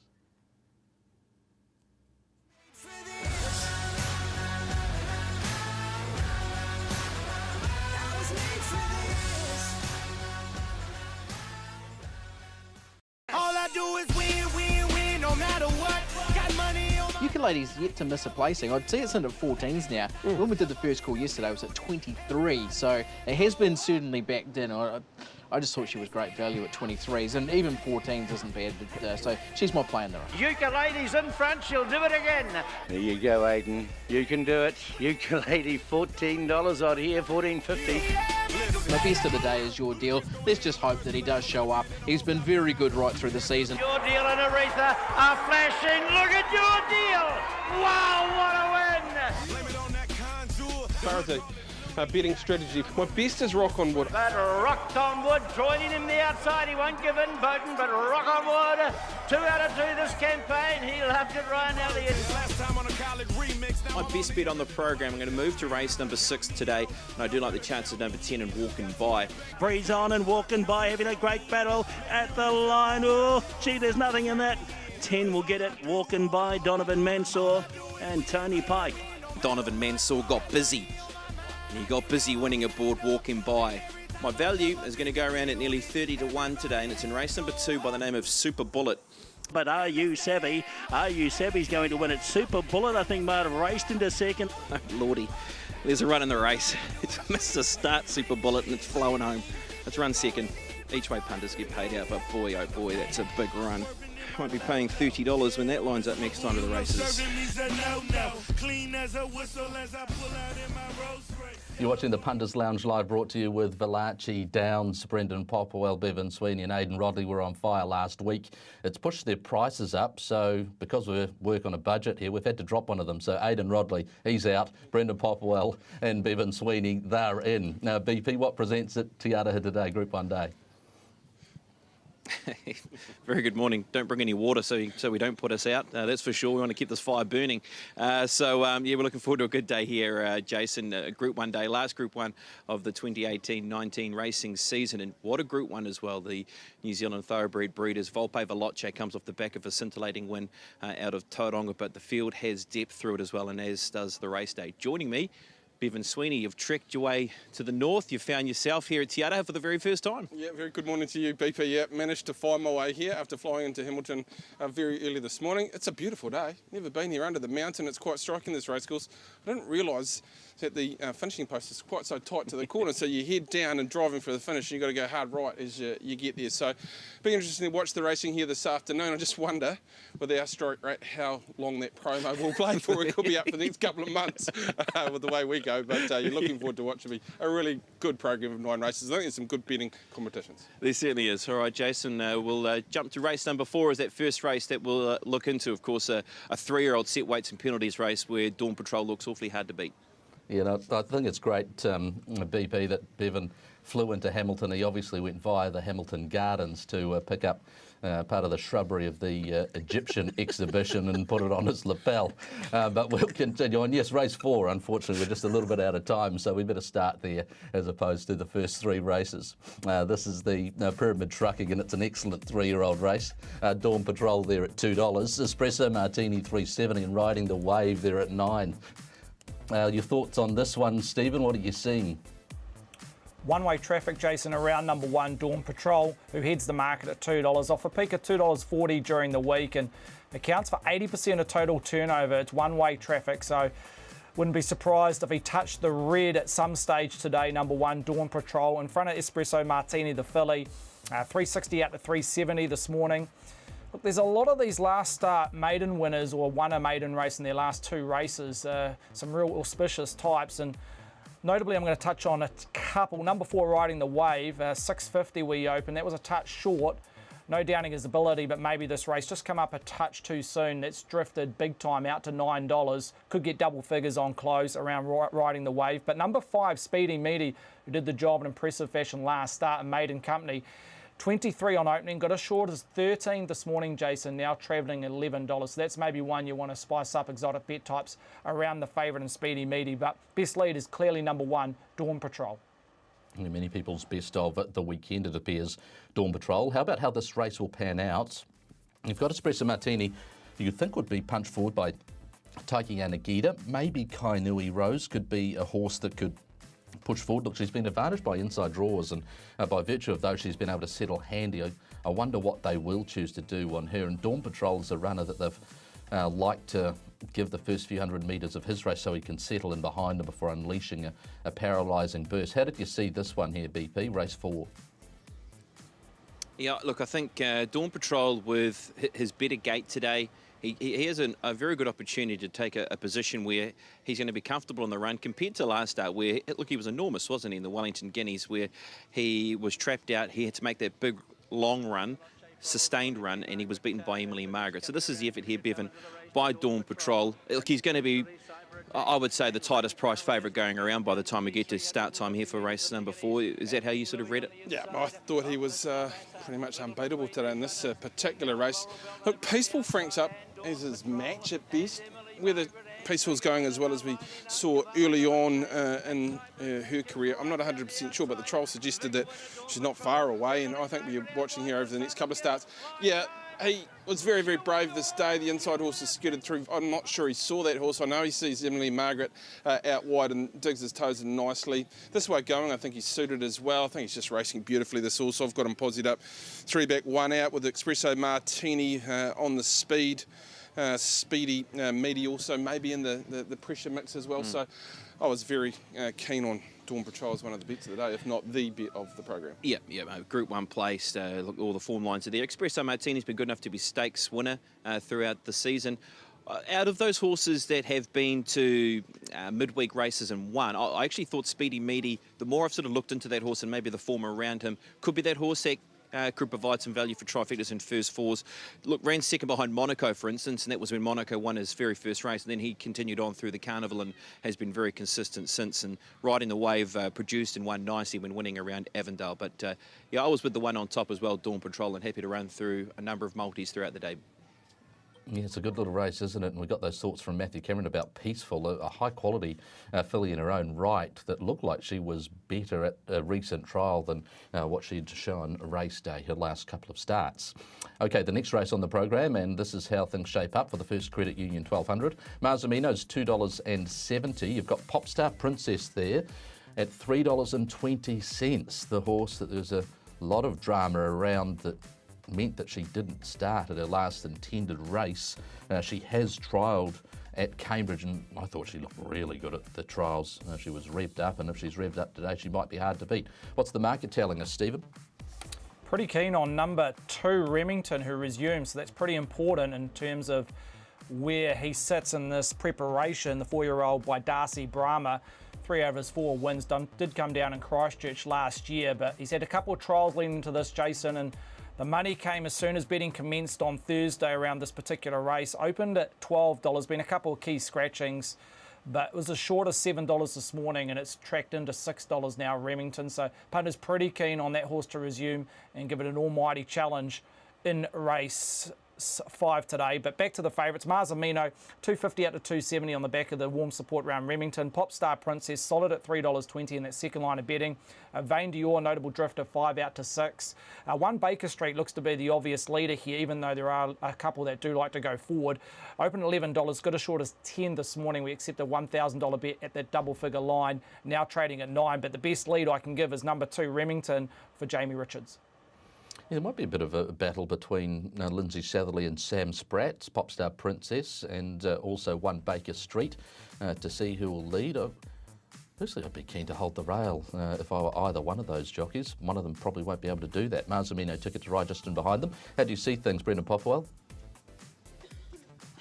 Gee, they both come out with roller skates on, don't they? These two horses, Popstar Princess and, excuse me, One Baker Street. Popstar Princess was ready to go for Tauranga, and we saw that with the effort obviously after being scratched and the massive drama around her, and then she lined up at the trials and she was too good. So, look, I can find her scooting to the front. Can she be fast enough out of the barriers in One Baker Street? Possibly. One Baker Street is a fast horse, but so is Popstar Princess. And then you've got Marzamino, who, as we've seen this season, sit off them and best produced for that one run. Popstar Princess, Bevan, this is her when she trialled recently around Cambridge, and she is a speedy horse, and look, she's got a lot of talent. She's won 3 from 14 so far. I thought this was a race where we were going to get a little bit of speed early and then they're going to just slam the anchors on once Popstar Princess and One Baker Street sort themselves out. I see no reason why Popstar Princess doesn't hold the inside and One Baker Street just sit on its outside quarters and they can just dominate from those positions, because they don't have to go any quicker, because there's no real challenger to their speed early in this particular race. And there is a danger, and I'm pretty keen on Marzamino in this particular race. I thought it was a very good price in the market for me from the position I've got it in the run. It'll be stalking the speed. I thought it was very good, albeit on off-track conditions last time. Spring Delight form prior to that was very, very good. I thought it was, again, a nice price at around 270 as per Dawn Patrol, and it'll be part of my strategy later in the day. Yeah, and that's the key factor around her, isn't it, Marzamino? Calder has the opportunity to play that stalking role and have that last shot at them, and she's got a good turn of foot. She's shown that so far this season, that she's been able to pick horses up. So, yeah, I like that theory around her. I found it a race between the 4 and the 9, the 9 and the 4. Interesting to hear that money for Remington, the Tiako runner. Well, he's pretty smart, and their money's been right on the mark throughout the season, hasn't it? Look, $10 might have been an over, so they've got into a double-figure price on a horse who's got a fair bit of ability. So-so on the trials. They weren't exceptional, but Jamie does use them as a base to come to race day and put in a performance. So, yeah, money speaks a lot from this particular barn, and their record is outstanding through the last 12 months or so. Yep, that's a good rating, 82 coming up. Jason, that one, race number 5 over the 1200. We'll skip a race, go to race number 7 and check out the market for a pretty good quality event as well. Sultan Swing will get some help with Taiki Yanagida claiming a couple of kilos off the son of Bachelor Duke's back. The mitigator is $3. Ronki and Mongolian Conqueror, interesting horse resuming for Jamie Richards, speaking of the stable.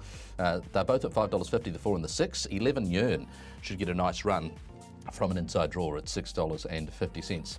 How keen has the market been on the mitigator here, Stephen? Or are they keen on a horse outside, a horse or two outside? A little bit of both, Jason. It took a while for them to grow on number 9, the Mitigator. Hasn't won since December, the Mitigator, but gee, it's contested a couple of Group 2s and a Group 1 in the last couple of months.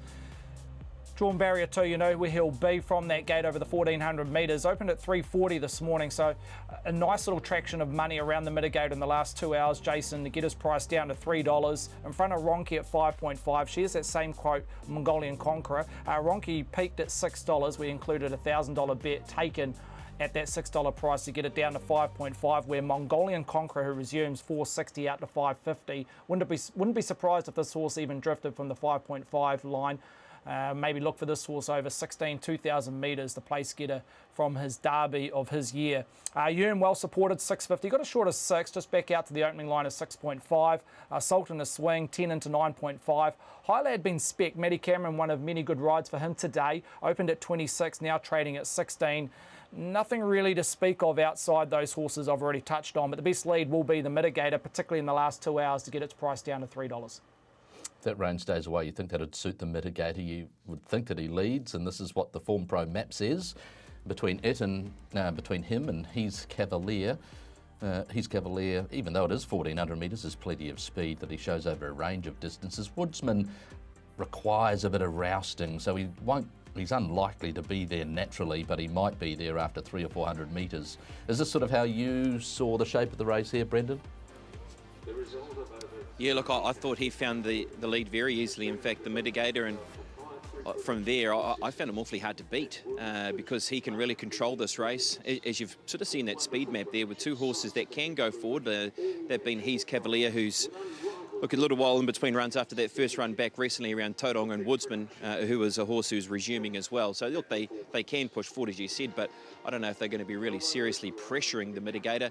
A horse who was good enough throughout the season to run a placing in the Ritual Mile behind On the Rocks and Tiptronic, the mitigator. Now, this is his run, Bevan, where he did have to do a fair bit of work from a wide gate to press over and get over to the lead, and he's fought on in behind Volpe Veloce at Group 2 level. Well, he hasn't put a foot wrong, really, this horse. When he's been a little bit disappointing to the eye, he's actually been taken on and worked quite hard or had to work from wide gate. So his effort has been consistent throughout the season. This is obviously a good, strong form race with Volpe taking it out.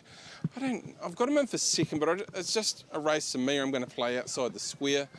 I've been waiting for Stratocaster for a period of time. He gets 1,400 metres today. He's at $17. He's getting a track condition which I think by this time of the day will be back to a good 3. If the Woodsman comes across and puts a bit of pressure into it, Etta James maybe another one that could push over from out wide and just put that little bit of pressure into the race. So I'm going to take a little bit of risk and go Stratocaster on top. Look, if he's at his best, he goes right to the wire on this particular race and probably gets across the top of this field. So I just thought $18 on him was my best blowout money on the meeting, so he's on top over the mitigator. Starting to swing should posse up nice, and he's a horse with a lot of ability, so I couldn't leave him out, and I've got Ronke in just because you have to, really. You don't know what you're going to get. It's a box of chocolates for sure, but as we saw 2 starts ago in a very strong race, he's got all the ability. So I've thrown him in. I've left out Mongolian Conqueror because everything tells me that he's looking for a little bit further today with that drift. Yeah, you'd imagine so, wouldn't you, with Mongolian Conqueror? He's won his trial well. Sultan of Swing won this race last year. He does have blinkers on, so look, he does become a contender, I thought, in the race, because he was fairly good at Tauranga when last presented to the races. He's been a little move on him, but I was keen around the mitigator in race number 7. I thought Yern maybe going up to 1,400 metres. That's going to be her distance, and she's got a chance to be able to take a very good spot behind pressure set up by the mitigator. And as Bevan spoke about, Stratocaster, a horse who does close off strongly, and Jason would like to take this opportunity for Emily and David Brown. Of course, devastating news that came to hand yesterday with Monarch Chimes, who had to be put down yesterday. Of course, a runner who was on a path towards some big steeplechase races through Australia. So your condolences to Emily and David Brown losing Monarch Chimes yesterday. Yeah, echo those sentiments, Brendan. Very sad indeed. Whenever people that love their animals lose an animal. Monarch Chimes, obviously well loved and taken care of, losing his life yesterday. Okay, this is the market for the Group 1, the Fibre Fresh New Zealand Thoroughbred Breeders Stakes. Volpe Veloce, $2.90. Concert Hall, $3.60. Sapira Lava Lava, $7.50 each. You've got Le Castile, one of the horses that could go forward, and you've got Has a Halo for Stephen McKee, who is $7.90 on the totalisator and $16. Has been well backed, Sam Spratt, to ride with no doubt plenty of emotion there. Stephen Hunt, $2.90 Volpe. You've touched on the fact that she has been well backed. Have you seen much money for Lava Lava or other runners in the race? Even spread outside the favourite in Volpe Veloce accounts for around about 40% of total turnover. That includes a number of 4-figure bets during the week for Volpe Veloce. Off a peak of $3.10, got as short as $2.90. Pretty happy at that price at present. We've just seen in the last couple of hours money around Volpe Veloce. Concert Hall, we accepted a $3,000 bet yesterday afternoon at $3.50. Its price is out to $3.60 because if you take away that 3K bet, there's little money around Concert Hall, which I'm a little bit concerned about, it has to be said, around the James Wellwood runner. Sapira at $7.50. We accepted a $1,500 bet on Thursday on this runner. Drawn barrier 1, you'd think she'll be able to take a spot from that gate. Lava Lava opened at 7, got out at $7.50. That's where she trades right now, but if I can see a pattern on these Aussie Raiders that come over first up for New Zealand assignments, the likes of Longleaf and Sosa Cabarro, we will see a late shift inwards around Lava Lava for John Sargent. Wouldn't be surprised if it got around that $6 line on close. La Castell's been well supported in the last hour or so, Jason. 13 to 10, Al Aberdeen. They reckon this is ready to go first up for the powerful Richard stable. 12, got out to $13, but we're seeing some good support there. Hasa Halo, 23 and a 16. That's the one in the middle market. It would be a nice tonic if this horse could do the job today at Te Ara. Well supported, 23 and the 16. But overall, the best lead has to be Volpe Veloce at the top of the book. Doesn't look like there'll be much speed in this race. This is how Form Pro maps it. You've got Nicoletta that you'd think would go forward. Also, Le Castile, horse that you've got, that would go forward. Maybe Sandrine as well. The Real Beal, Volpe Veloce, they don't have natural speed, and they do take a little bit of rousing. I don't know that they'll want to fire up Volpe Veloce, but she will naturally find good position, you'd think, from that draw. And Sapira is a bit of a barrier rogue in some respects. If she has her mind on the job, then she could take up a slightly closer position, but more often than not, she does things wrong at the start. And Brenda Popple, Lava Lava there is in red, but you'd think that they could potentially choose to ride her positively to go forward shortly after barrier opening. Yeah, look, I'd be surprised if they maybe looked for that option as well, Jason, with Lava Lava pushing forward. You're right around Superior, because that is the question mark, isn't it? Barrier number one, where the horse who, look, isn't always the cleanest away. Very good run last time to the races, though, wasn't it, at the Group 1, and was running on nicely and was winning the anniversary when scooting up close to the rail. Gee, what a race in front of us, Bevan, as we get all the tunes that you've been looking for once arriving here at Te Ara.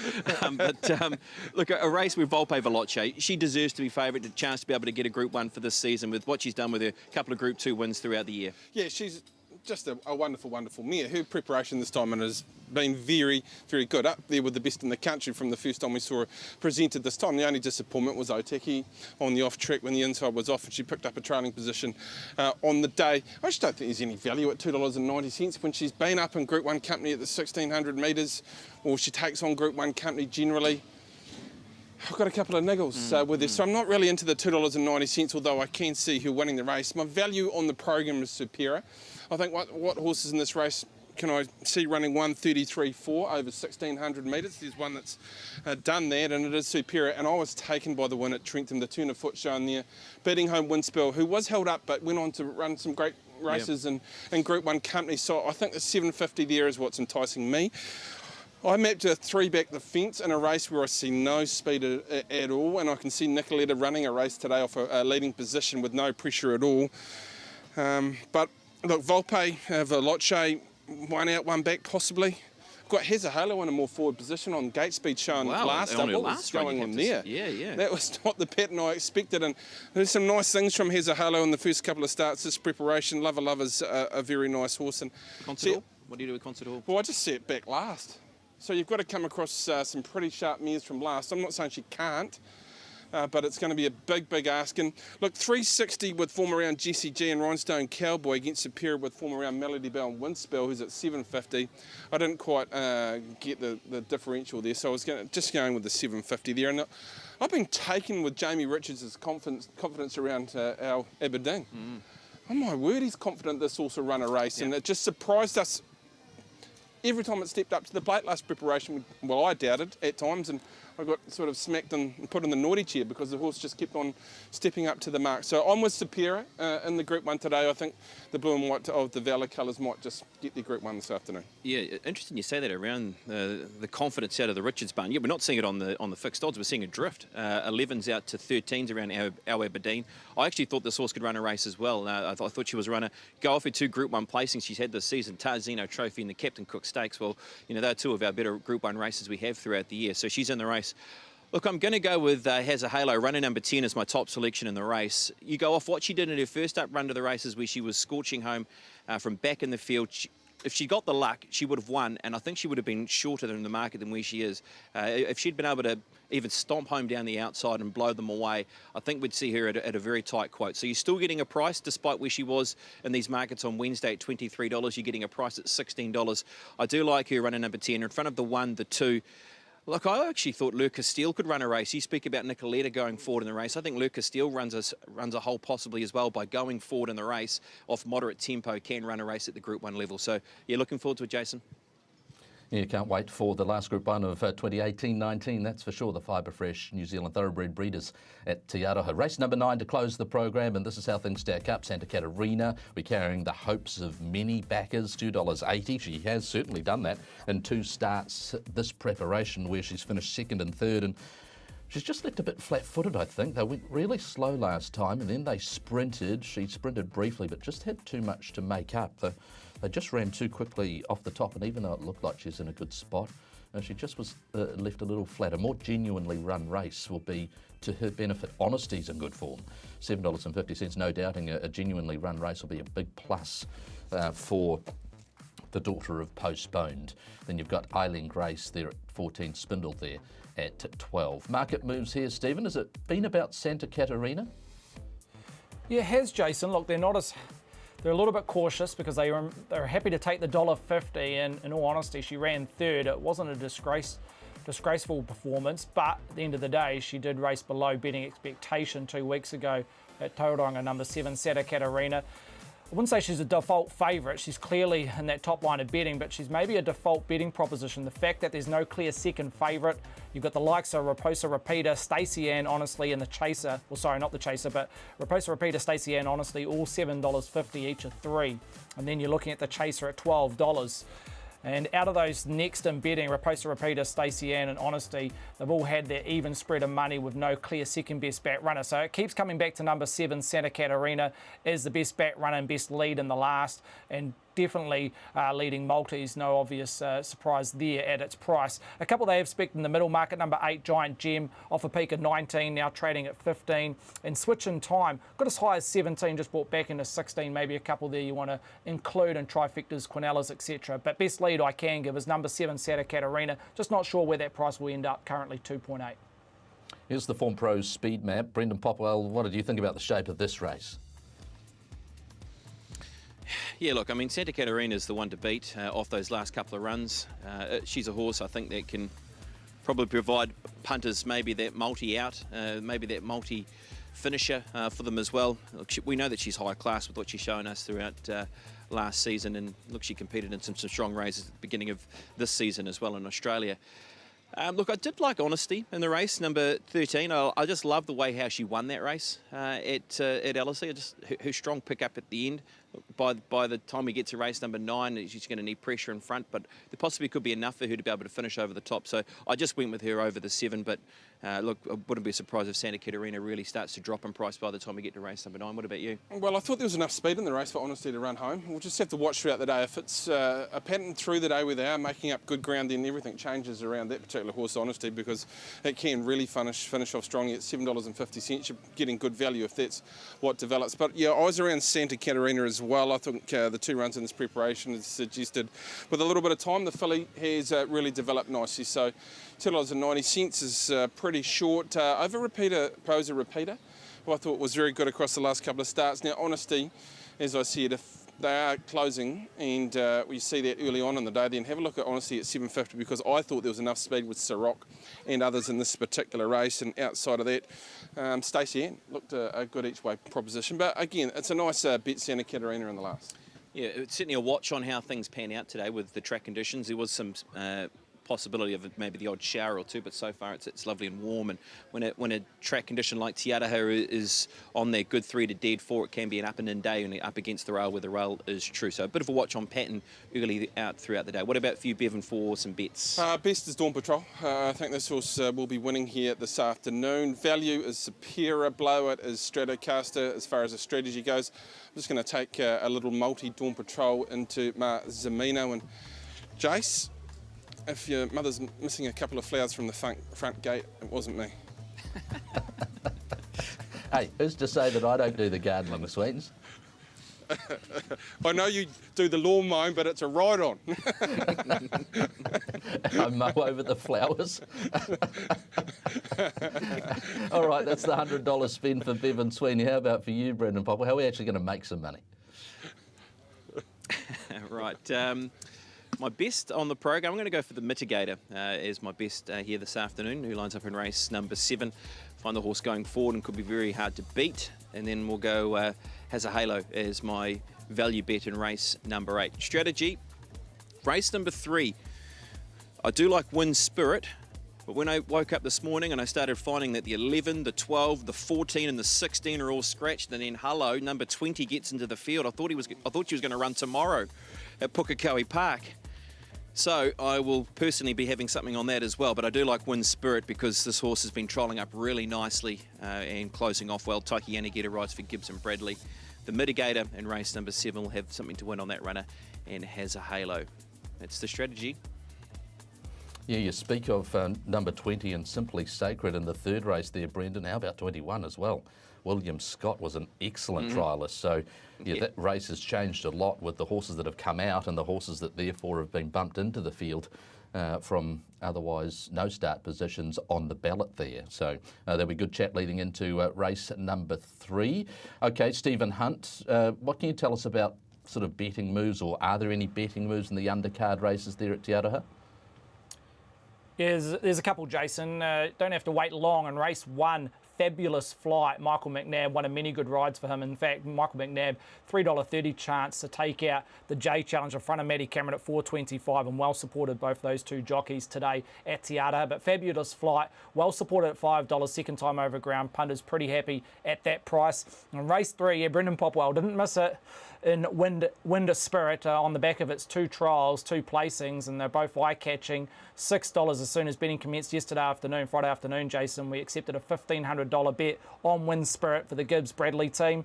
So there's a couple there early in the program. You don't have to wait long. Race 1 and 3, that 2 individuals that have been well supported early doors. And of course, we've got the April Double Down special. And can you just reiterate the Derby special, the Australian Derby special you have for retail customers today? Yeah, so we're looking at the retail special. It's around New Zealand trained horses. So we're including the likes of both Moroni horses. Also, I think the Bussard and Young have a runner in that particular race as well. Just looking at, if I can find it, the horses that we're touching on, the retail special. So the likes of Madison County, obviously for the Baker Forsman, In a Twinkling for Jamie Richards, Arrogant and Chapada for Michael Moroni, Surely Sacred, Tony Pike, Platinum Invader, Lisa Ladder, the Chosen One, Baker Forsman, the stablemate of Madison County, and also Twin Spear, Bussard and Young, who's at a long price. So that opened at 9:30 this morning. You get a price of $2.50 if any of those horses can win, being the fact that it's trained by Kiwi, Jason. Okay, and also we've got that Tommy Berry special as well that you can check out on tab.co.nz. How about the Valachi Downs runners for the afternoon? We've got Arrogant, that features in the Australian Derby, and Secret Allure that features in the New Zealand Bloodstock Air Freight Stakes, is being very well backed given the track conditions. That was the Punters Lounge for this Saturday morning. All the best with all your bets around New Zealand, Australia, and wherever you want to have a play. Thanks to our team around New Zealand, Stephen Hunt, also Brendan Popwell, Bevan Sweeney and Greg O'Connor. Hope you can back a winner today. Time now for the live racing action.